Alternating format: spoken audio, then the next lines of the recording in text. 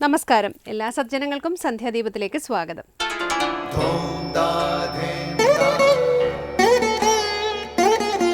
ശുഭം ഭവതു കല്യാണമായുസാരോഗ്യവർദ്ധനം സർവദുഃഖ വിനാശായ സന്ധ്യാദീപം നമോസ്തുതേ. നാമം ജപായനം പുണ്യം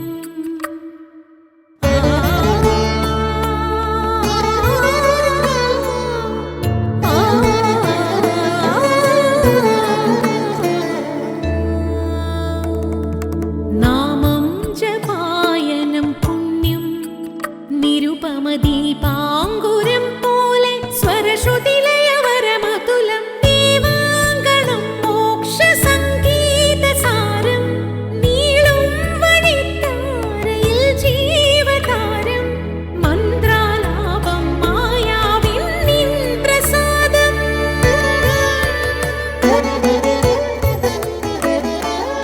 ഇരുൾ നീങ്ങിയുണരുന്ന തെളിനാളദീപം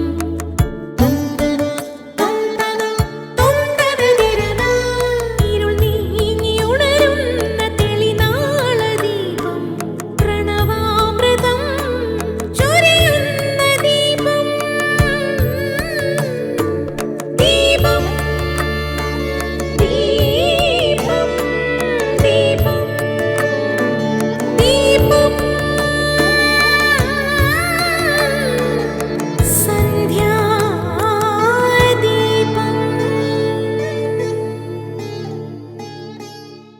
എത്രത്തോളം വികലമായ ഒരു പ്രചാരണമാണെന്നോ മഹാബലിയുടെ മോക്ഷപ്രാപ്തിയെക്കുറിച്ച് മലയാളികൾ തലമുറകളായി വിശ്വസിച്ചു പോരുന്നത്.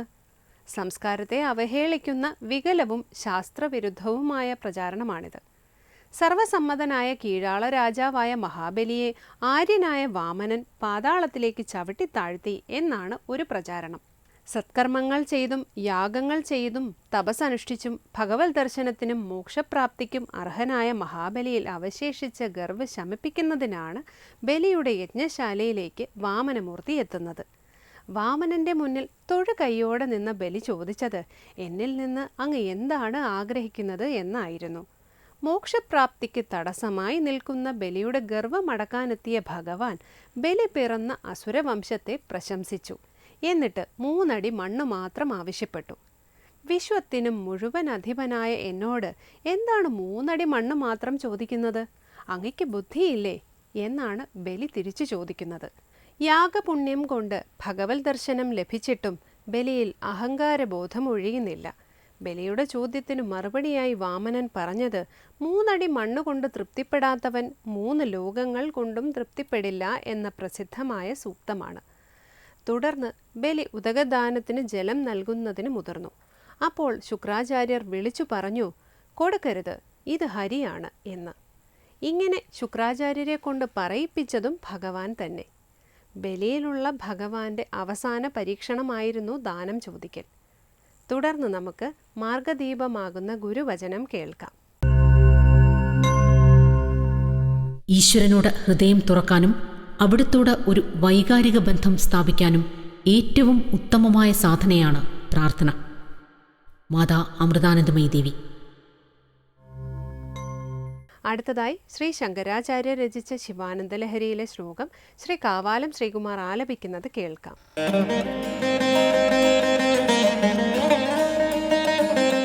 किं ब्रूमस्तव साहसं पशुपते कस्यास्ति शम्भो भवद्धैर्यं चेदृशमात्मन स्थितिरियं चान्ये कथं लभ्यते भ्रश्यद्देवगणं त्रसन्मुनिगणं नश्यत् प्रपञ्चं लयं पश्यन्निर्भय एक एव विहरत्यानन्दसान्द्रो भवान्.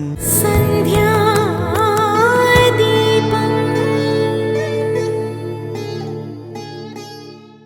ഇനി ശങ്കരാചാര്യരുടെ കൃതികളെ വ്യാഖ്യാനം ചെയ്യുന്ന ശങ്കര സ്തോത്രാമൃതമാണ്. മരണം ഓരോ വ്യക്തിയിലും ഭയം ജനിപ്പിക്കുന്നു. ഒരു പ്രളയകാലം വന്നടുക്കുമ്പോൾ സർവ്വതും വിലയിക്കുമെന്ന ഭീതിയിൽ മുനിഗണങ്ങളും ദേവഗണങ്ങളും ഭയചകിതരാകുന്നു. ഇതൊക്കെ കാണുമ്പോൾ അലയോ പശുപതേ, അങ്ങ് നിർഭയനായി ഇരിക്കുന്നു, ആനന്ദ നൃത്തം ചെയ്യുന്നു. അങ്ങയുടെ ധൈര്യവും സഹനവും ആത്മനിഷ്ഠയും എങ്ങനെ വിവരിക്കുമെന്ന് സ്തുതിക്കുന്ന ശിവാനന്ദലഹരിയിലെ 34-ാം ശ്ലോകമാണ് ഇന്ന് ശങ്കര സ്തോത്രാമൃതത്തിൽ സ്വാമി ചിദാനന്ദപുരി വ്യാഖ്യാനിക്കുന്നത്.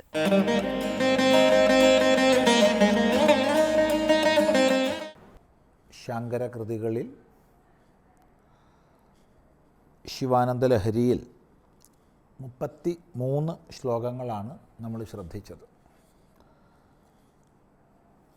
34-ാമത്തെ ശ്ലോകം കിം ബ്രൂമസ്തവ സാഹസം പശുപതേ കസ്യാസ്തി ശംഭോ ഭവത് ധൈര്യം ചേദൃശമാത്മനസ്ഥിതിരിയം ചന്യൈ കഥം ലഭ്യതേ. ഹേ പശുപതേ, അല്ലയോ പശുപതേ, കിം ബ്രൂമഃ തവ സാഹസം, തവ സാഹസം കിം ബ്രൂമഃ, നിൻ്റെ സാഹസം നമ്മൾ എന്ത് പറയാനാണ്? സാമർഥ്യം, ധൈര്യം, അവിചലമായ ധൈര്യം, അതിനെക്കുറിച്ച് നമ്മൾ എന്ത് പറയാനാണ്? ഒന്നും പറയാനില്ല എന്ന് ഭാവം. അതേ കാരണം മാത്രമല്ല, കസ്യാസ്തി ശംഭോ ഭവദ്ധൈര്യം ച ഈദൃശം ആത്മനഃ ഇയം സ്ഥിതിഃ അന്യൈഃ കഥം ലഭ്യതേ. അങ്ങയുടെ സാഹസത്തെക്കുറിച്ച് നമ്മൾ എന്ത് പറയും? ഭവദ്ധൈര്യം, ഭവാന്റെ ധൈര്യം, ഈദൃശം, ഇപ്രകാരമുള്ള ഭവാന്റെ ധൈര്യം, അതുപോലെ ആത്മനഃ സ്ഥിതിഃ, ഭവാന്റെ ആത്മസ്ഥിതി, അന്യൈഃ കഥം ലഭ്യതേ, മറ്റുള്ളവരാൽ എങ്ങനെ ലഭിക്കപ്പെടും, എങ്ങനെ നേടപ്പെടും? മറുപടി, മറ്റാരാലും ലഭിക്കപ്പെടില്ല. ഹേ പശുപതേ, ഹേ ശംഭോ, അങ്ങയുടെ സാഹസം, അങ്ങയുടെ ധൈര്യം, അങ്ങയുടെ ആത്മനിഷ്ഠ, ആത്മസ്ഥിതി, ഇതിനെക്കുറിച്ച് നമ്മൾ എന്ത് പറയാനാണ്? ഇത് മറ്റാർക്ക് ലഭിക്കും? മറ്റാർക്കും ലഭിക്കില്ല എന്ന് ഭാവം. എന്തേ അങ്ങനെ പറയാൻ കാരണം? പറയുകയാണ്, ഭ്രശ്യദ്ദേവഗണം ത്രസന്മുനിഗണം നശ്യത് പ്രപഞ്ചം ലയം പശ്യൻ നിർഭയ ഏക ഏവ വിഹരത്യാനന്ദ സാന്ദ്രോ ഭവാൻ. ഭ്രശ്യദ്ദേവഗണം, ഭ്രംശിക്കപ്പെടുന്ന ദേവഗണത്തെ, ത്രസന്മുനിഗണം, ത്രാസത്തോടുകൂടിയ ഭയത്തോടുകൂടിയ മുനിഗണത്തെ, നശ്യത് പ്രപഞ്ചം ലയം, ലയത്തിൽ നശിക്കുന്നതായ പ്രപഞ്ചത്തെ കണ്ട് നിർഭയനായി, ഏകയേവ, ഏകനായി, ആനന്ദസാന്ദ്രനായി, ഘനാനന്ദത്തിൽ വിലയിച്ചുകൊണ്ട് ഭവാൻ അങ്ങ് വിഹരതി, വിഹരിക്കുന്നുവല്ലോ.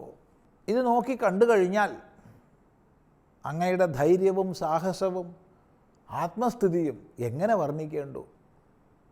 ആർക്കും വർണ്ണിക്കാൻ കഴിയില്ല എന്നർത്ഥം. അല്പം കൂടി വിസ്തരിക്കാം. ആവിർഭവിക്കുന്ന അല്ലെങ്കിൽ ആവിർഭവിച്ച പ്രപഞ്ചം മുഴുവൻ വിലയിക്കും. ജനിക്കുന്ന വ്യക്തി മരിക്കുന്ന പോലെ ഈ പ്രപഞ്ചത്തിന് മുഴുവൻ തന്നെ പ്രളയമുണ്ട്. അങ്ങനെ പ്രളയകാലം വന്നടുക്കുമ്പോൾ സൃഷ്ടമായിരിക്കുന്ന ജീവരാശികൾ മുഴുവൻ വിലയിക്കുന്ന അവസ്ഥയാണ്. തിര്യക്കുകൾ മുതൽ അങ്ങോട്ട് ബ്രഹ്മാവ് വരെ എല്ലാ ഭൂതങ്ങളും വിലയിക്കുകയാണ്. ഒരു വ്യക്തിയെ സംബന്ധിച്ച് മരണമെന്ന പ്രതിഭാസം ഭയത്തെ ജനിപ്പിക്കുന്നു. ഒരു വ്യക്തിയെ സംബന്ധിച്ച് ഓരോ വ്യക്തികളുടെ മരണം കാണുമ്പോഴും തൻ്റെ മരണത്തെക്കുറിച്ച് ചിന്തിക്കുകയും അതിനാൽ ഭീതനാവുകയും ചെയ്യുന്നു മനുഷ്യൻ. തൻ്റെ മുമ്പിൽ അനേക മരണങ്ങൾ ഒന്നിച്ച് സംഭവിക്കുമ്പോൾ കൂടുതൽ അവന് വ്യാകുലത വരുന്നു. എങ്കിൽ ഈ പ്രപഞ്ച മഹാനാടകത്തിൻ്റെ ഒരു രംഗം പരിസമാപിക്കുമ്പോൾ, അതായത് ഒരു കൽപ്പകാലം വന്നടുക്കുമ്പോൾ, കൽപ്പാന്തകാലം വരുമ്പോൾ പ്രളയം വരികയായി. ആ പ്രളയത്തിൽ ഒന്നൊന്നായി ജീവരാശികൾ ഇല്ലാതാവുകയാണ്. ഈ സമയത്ത് മുനിഗണങ്ങൾക്ക് ഭയം, കാരണം അവരെല്ലാം നശിക്കാൻ പോവുകയാണ്, വിലയിക്കാൻ പോവുകയാണ്. ദേവഗണങ്ങൾ സ്ഥാനങ്ങളിൽ നിന്ന് പ്രച്യുതരായി, ദേവഗണങ്ങളും വിലയിക്കുന്നു. അങ്ങനെ ദേവഗണങ്ങളും മുനിഗണങ്ങളും എല്ലാം വിലയിക്കുകയാണ്, ഭീതരാവുകയാണ്, ഭ്രംശിക്കപ്പെടുകയാണ്. കാരണം പ്രളയകാലമായി. ഇങ്ങനെ ലോകം മുഴുവൻ വിലയത്തെ പ്രാപിക്കുന്ന സന്ദർഭത്തിലും ഇതിനെല്ലാം കാണുന്നവനായ അങ്ങ് പശ്യൻ, ഇതിനെല്ലാം കാണുന്നവനായ അങ്ങ് നിർഭയനായിട്ട്, ഇതിനാലൊന്നും ബാധിക്കപ്പെടാതെ ഏകയേവ വിഹരതി, ഏകനായി വിഹരിക്കുന്നു, ആനന്ദ നൃത്തം ചെയ്യുന്നു. ഏകയേവ വിഹരതി, ആനന്ദസാന്ദ്ര, സാന്ദ്രമായ ഘനീഭൂതമായ ആനന്ദത്തിൽ. ഇത് കാണുമ്പോൾ അങ്ങയുടെ സാഹസത്തെയും അങ്ങയുടെ ധൈര്യത്തെയും അങ്ങയുടെ ആത്മസ്ഥിതിയെയും കുറിച്ച് എന്ത് പറയാനാണ് എന്നാണ് ചോദിക്കുന്നത്. ഈ ഭാഗം നമുക്കൊന്നുകൂടി ചിന്തിക്കാം. അടുത്ത പ്രാവശ്യമാവട്ടെ.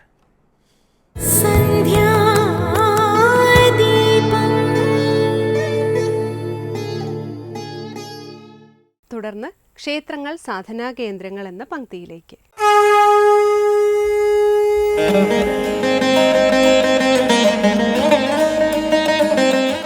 ഒരു മഹാക്ഷേത്രത്തിൻ്റെ ഘടനാവിശേഷത്തിൽ ഏറ്റവും വൈശേഷികമായിട്ടുള്ളൊരു സംവിധാനമാണ്, അല്ലെങ്കിൽ ഒരു ഘടനയാണ് ആ ക്ഷേത്രത്തിൻ്റെ കൊടിമരം എന്ന് പറയുന്നത്.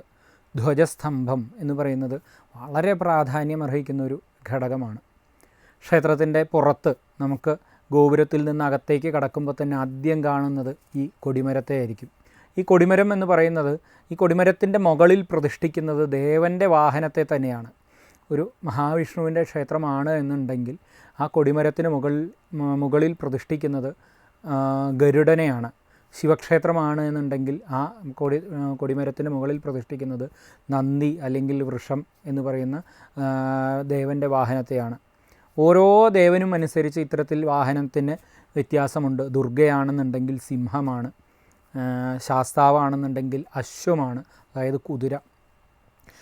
ഗണപതിയാണെന്നുണ്ടെച്ചാൽ നമുക്കറിയാം മുഷുകനാണ്. സുബ്രഹ്മണ്യനാണെന്നുണ്ടെങ്കിൽ കോഴി അല്ലെങ്കിൽ മയിൽ, രണ്ടിനെയും കാണാറുണ്ട് കേരളത്തിൽ. വാഹനൻ എന്നുള്ളൊരു പദത്തിലും സുബ്രഹ്മണ്യനെ പരാമർശിക്കാറുണ്ട്, മയൂരവാഹനായിട്ടും പരാമർശിക്കാറുണ്ട്. ഇത് രണ്ടുമുള്ള സമ്പ്രദായങ്ങളുള്ള ക്ഷേത്രങ്ങൾ കേരളത്തിൽ തന്നെയുണ്ട്. ഇതുപോലെ തന്നെ ഓരോ ദേവന്മാർക്കും വ്യത്യസ്തമായിട്ടുള്ള വാഹനങ്ങളുണ്ട്. ആ വാഹനങ്ങളെയാണ് ഈ കൊടിമരത്തിൻ്റെ മുകളിൽ പ്രതിഷ്ഠിക്കുന്നത്. ഇതിന് ഒരു മഹാക്ഷേത്രത്തിൻ്റെ ഘടനയിൽ മാത്രമാണ് നമുക്ക് ഈ വാഹനപ്രതിഷ്ഠ, അതായത് കൊടിമരത്തിൻ്റെ മുകളിൽ വാഹനപ്രതിഷ്ഠ നമുക്ക് കാണാൻ സാധിക്കുക. അതല്ലാതെ എല്ലാ ക്ഷേത്രങ്ങളിലും വാഹനത്തിൻ്റെ സാന്നിധ്യത്തെ സങ്കല്പം ചെയ്യാറുണ്ട്. നമുക്ക് ശിവക്ഷേത്രങ്ങളിൽ കുറച്ചുകൂടി പ്രകടമായിട്ട് നമുക്ക് പല ക്ഷേത്രങ്ങളിലും കാണാറുണ്ട്. മണ്ഡപത്തിൽ ഒരു നന്ദിയെ അല്ലെങ്കിൽ ഈ ദേവൻ്റെ വാഹനമായ ഋഷഭനെ പ്രതിഷ്ഠിച്ചിട്ടുള്ള ക്ഷേത്രങ്ങൾ പല സ്ഥലത്തും നമുക്ക് കാണാറുണ്ട്. അതുപോലെ തന്നെ മറ്റ് പല സ്ഥലങ്ങളിലും മഹാവിഷ്ണുവോ അല്ലെങ്കിൽ മറ്റ് ദേവന്മാർക്കോ പ്രത്യേകിച്ച് പ്രതിഷ്ഠ ഇല്ലെങ്കിൽ കൂടിയും മണ്ഡപത്തിൽ ദേവൻ്റെ വാഹനത്തെ സങ്കല്പം ചെയ്യുന്ന ഒരു സാന്നിധ്യം, അത് പ്രതിഷ്ഠിക്കാതെ തന്നെ ദേവൻ്റെ വാഹനം അവിടെ സാന്നിധ്യം ചെയ്യുന്നു എന്ന് പറയുന്നൊരു സങ്കല്പമുണ്ട്. ഓരോ ക്ഷേത്രത്തിലും നമുക്ക് ഈ വാഹനത്തെ കാണാം.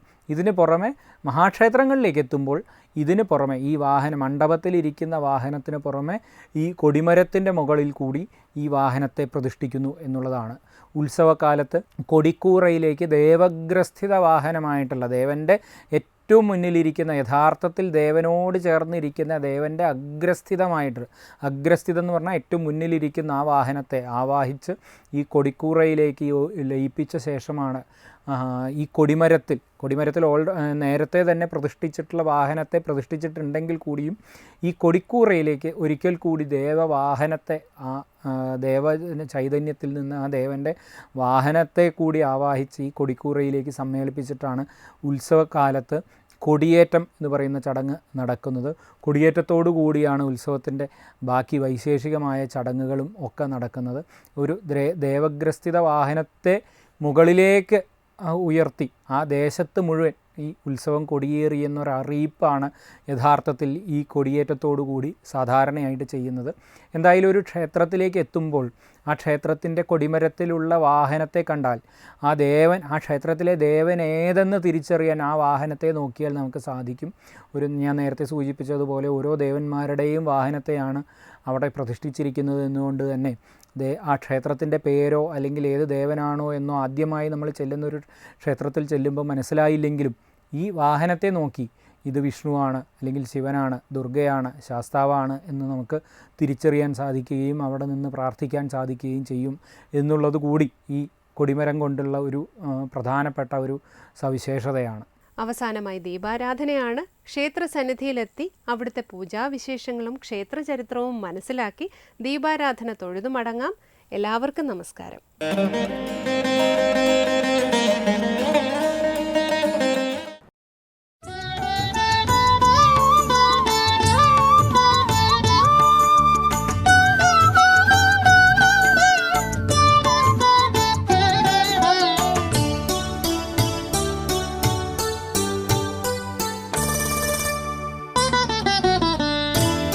തിരുവനന്തപുരം നഗരത്തിനുള്ളിലെ പാങ്ങോട് മിലിറ്ററി ക്യാമ്പിലെ ശ്രീ ഹനുമാൻ സ്വാമി ക്ഷേത്രം പ്രസിദ്ധമാണ്.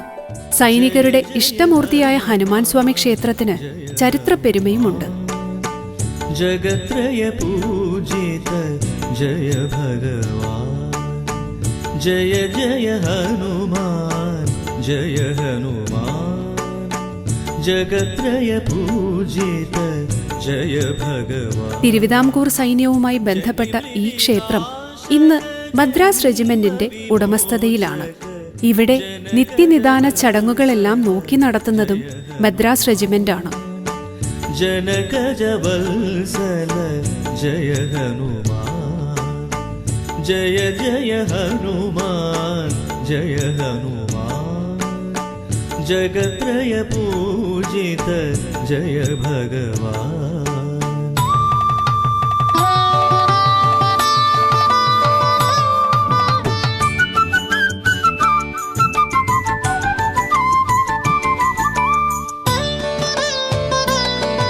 1757 തിരുവിതാംകൂർ സൈന്യത്തിൽ 30,000-ലേറെ നായർ ഭടന്മാർ ഉണ്ടായിരുന്നുവെന്നാണ് തിരുവിതാംകൂർ ചരിത്രത്തിൽ രേഖപ്പെടുത്തിയിരിക്കുന്നത്. ഇതിൽ 10,000-ഓളം പേർ സ്ഥിരം സൈനികരും ബാക്കിയുള്ളവർ താൽക്കാലിക ഭടന്മാരുമായിരുന്നു.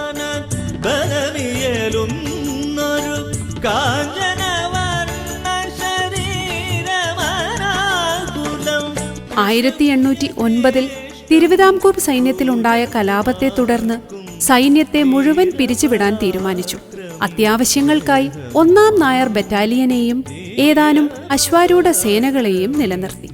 എന്നാൽ റാണി ഗൗരി പാർവതിഭായ് തമ്പുരാട്ടിയുടെ ഭരണകാലത്ത് മറ്റൊരു നായർ ബറ്റാലിയനും പീരങ്കിപ്പടയ്ക്കും രൂപം കൊടുത്തു. ഇപ്പോൾ നിയമസഭാ മന്ദിരം സ്ഥിതി ചെയ്യുന്നതിനടുത്തായിരുന്നു നായർ ബ്രിഗേഡിന്റെ ആസ്ഥാനം.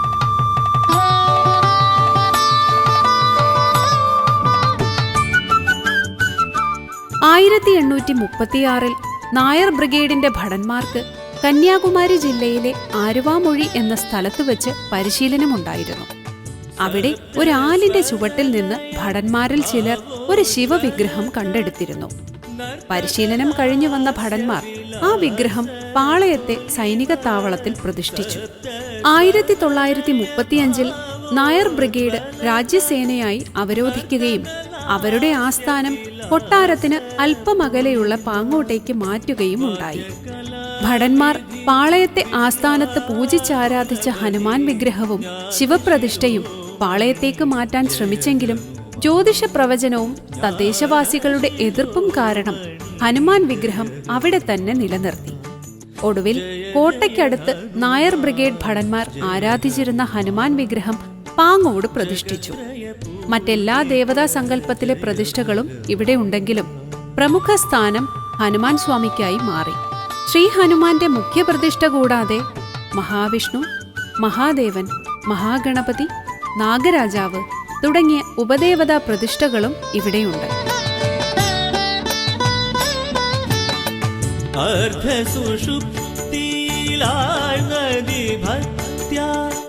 രാമജയം തിരുനാമ ജപത്തൊടു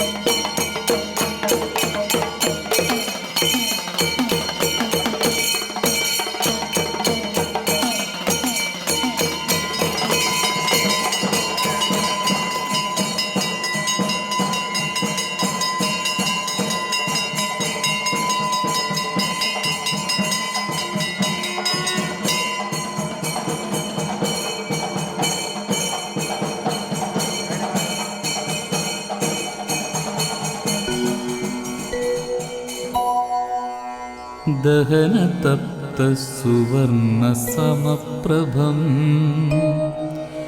ഭയഹരം ഹൃദയേ വിഹിതാഞ്ജലിം ശ്രവണകുണ്ടലശോഭിമുഖാംബുജം നമത വാനരരാജമിഹാദ്ഭുതം.